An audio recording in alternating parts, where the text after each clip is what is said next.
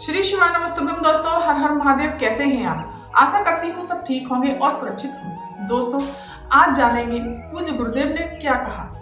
पूज्य गुरुदेव कहते हैं कि मेरी माताएं बहनें रोती हैं और उन पर कष्ट आ जाते हैं, आंखों में आंसू आ जाते हैं और बहुत दुखी हैं। उन पर विपदा की घड़ी आ गई है और वो विपदा की घड़ी उन पर इतनी है कि वो अपने आप को संभाल नहीं पाती।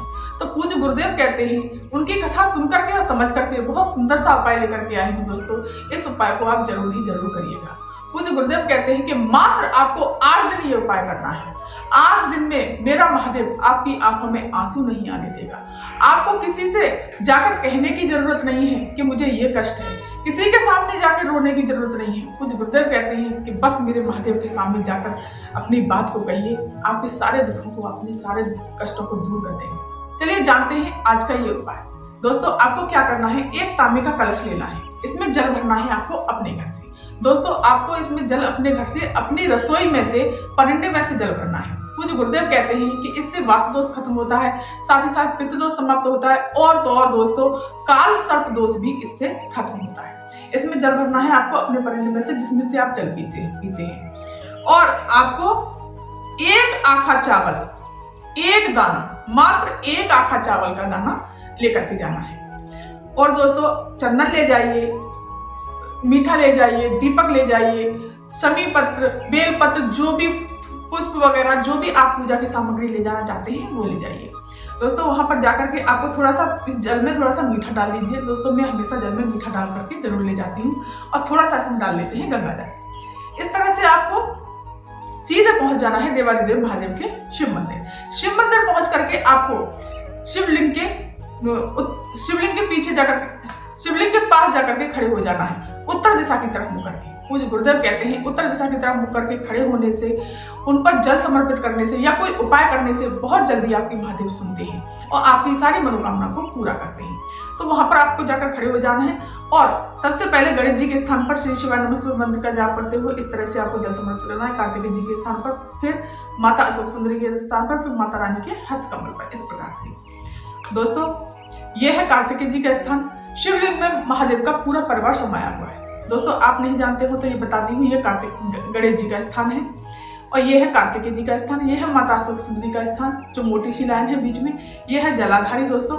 और ये है जो कटी भाग जो होता है, शिवलिंग जो रखा हुआ है, ये है माता रानी का हस्त कमल। अब आपको क्या करना है, चलिए जानते हैं। ये जो आखा चावल है दाना, आपको अपने दुखों को महादेव के सामने कहना है, अपनी मनोकामना बोलनी है। जो भी कष्ट आया हुआ है किसी के सामने रोना नहीं है। ये चावल का दाना आपको अशोक सुंदरी के स्थान पर टच करवाना है। श्री शिवाय नमस्तुभ्यम मंत्र का जाप करते हुए इस तरह से आप छुआ देंगे इसको और इसी चावल के दाने को आपको उठा लेना है यहाँ से और फिर आपको यही चावल का दाना शिवलिंग पर इस प्रकार से समर्पित कर देना है।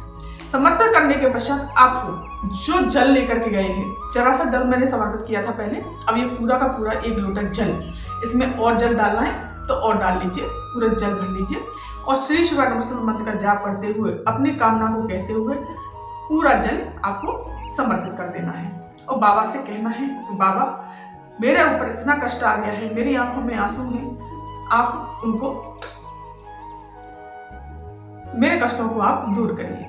इस तरह से आपको समर्पित करने के पश्चात आपको चंदन लेके गए हैं, सफेद चंदन हो सफेद, लाल पीला चंदन हो पीला, जो चंदन लेके गए। और दोस्तों, पूज्य गुरुदेव हमेशा कहते हैं इन तीनों पोटुओं से आपको त्रिपुंड बनाना है। दोस्तों, अगर आप चंदन लेकर के गए हैं तो चंदन समर्पित कीजिए, चंदन नहीं है तो सिर्फ खाली इन तीनों उंगलियों से इस प्रकार से फेर भी देंगे तो वो चंदन का ही रूप माना जाएगा। इस तरह से आपको त्रिपुंड बना देना है। लेकिन दोस्तों, एक बात कहते हैं गुरुदेव कि उंगलियों के ये नाखून नहीं लगने चाहिए, सिर्फ ये इस तरह से त्रिपुंड बना दीजिए। बेलपत्री लेकर के गए हैं तो बेलपत्री समर्पित कर दीजिए। इस तरह से बेलपत्री दोस्तों कभी भी खाली समर्पित नहीं की जाती। कुछ गुरुदेव कहते हैं या तो चावल का दाना और या चंदन आप लगा करके इस प्रकार से आपको इस प्रकार से पकड़ के और श्री शिवाय नमस्तुभ्यम मंत्र का जाप करते हुए इस तरह से समर्पित कर देना है। समी पत्र लेकर के गए हैं तो समी पत्र भी इसी प्रकार से आपको समर्पित कर देना है। पुष्प भी समर्पित कर दीजिए इसी प्रकार से। आपको मीठा लेके गए हैं, मीठा समर्पित कर दीजिए।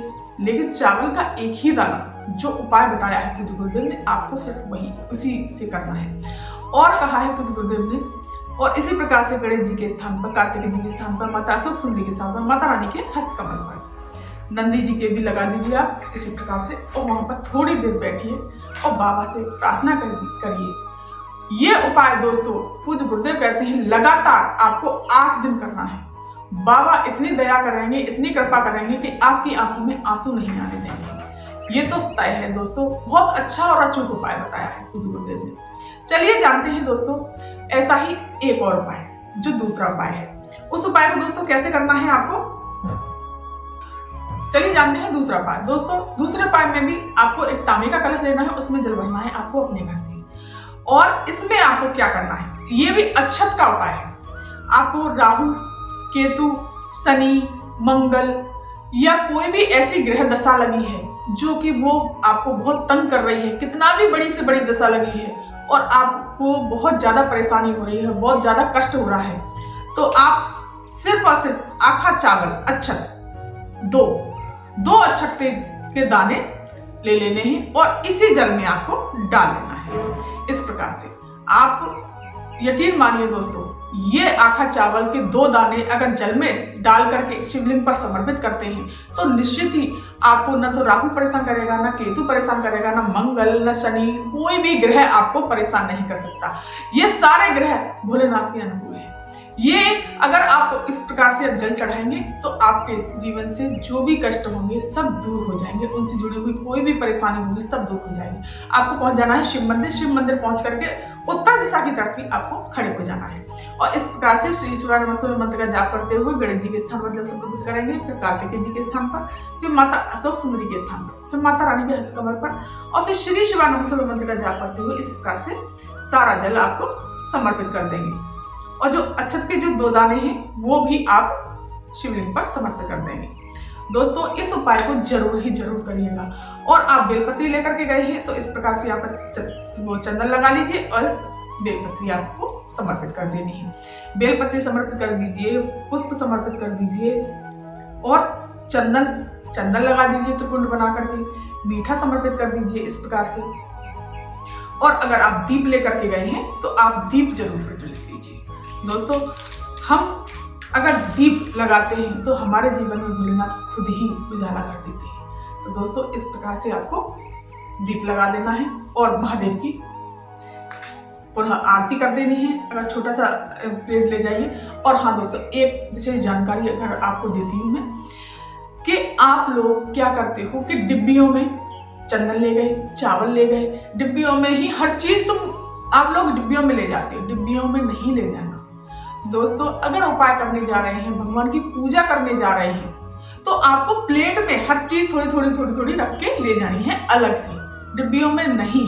अगर एक बात बताइए आप, अगर आपको कोई भगोने में या किसी भी बर्तन में उसी में बना रहे हैं, उसी में से खा रहे हैं, उसी में से और भी फिर रोज उसी में खा रहे हैं, उससे साफ ही नहीं कर रहे, ऐसे हम बाबा को खिलाएंगे? ऐसे हम बाबा को भोग लगाएंगे? कोई भी चीज मिश्री लाएंगे, वैसी माता बहना यूं कर देगी और उसी डिब्बी को बांध के रख देती है। तो ये कार्य आपको नहीं करना। दोस्तों आपको बहुत सुंदर सा उपाय बताया है। अगर ये जानकारी और ये उपाय आपको पसंद आया हो तो मेरे चैनल को सब्सक्राइब कर दीजिए, वीडियो को लाइक कर दीजिए और कमेंट में श्री शिवाय नमः अवश्य लिखिए।